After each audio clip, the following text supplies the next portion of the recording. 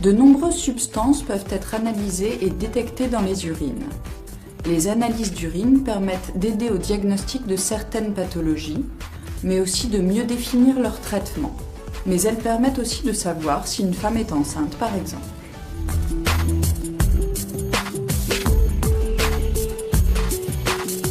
Il existe plusieurs composés que l'on ne devrait pas retrouver dans les urines, ou alors seulement dans certaines limites. Une analyse d'urine permet de les détecter et de rechercher certaines pathologies.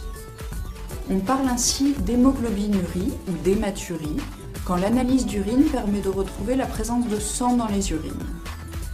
On parle de protéinurie quand les protéines, en quantité plus importante que les traces habituellement présentes, y sont retrouvées. Une glycosurie signale la présence de sucre, ce qui peut témoigner d'un diabète. Quant à l'albuminurie, elle est le signe de la présence d'une protéine particulière, l'albumine, et peut refléter une hypertension artérielle. D'autres éléments, tels que le sodium, le potassium, le calcium, le chlorure, l'acide urique, l'urée ou la créatinine, peuvent aussi être recherchés selon la demande du médecin.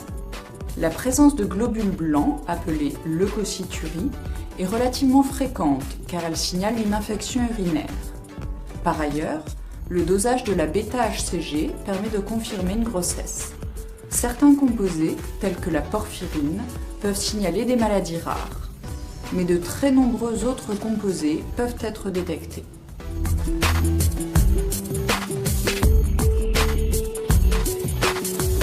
Une analyse d'urine correspond à un ECBU, examen cytobactériologique des urines.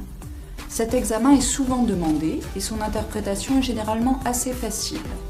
Il consiste à dénombrer certains éléments dans un volume donné. La forte présence de globules blancs est ainsi généralement signe d'une infection urinaire, mais une faible quantité est tout à fait normale. L'analyse d'urine s'effectue en laboratoire, dans des conditions d'hygiène très contrôlées, pour éviter, entre autres, la contamination des échantillons. Cet échantillon est prélevé par le patient, le plus souvent sur la première miction du matin, après des infections locales.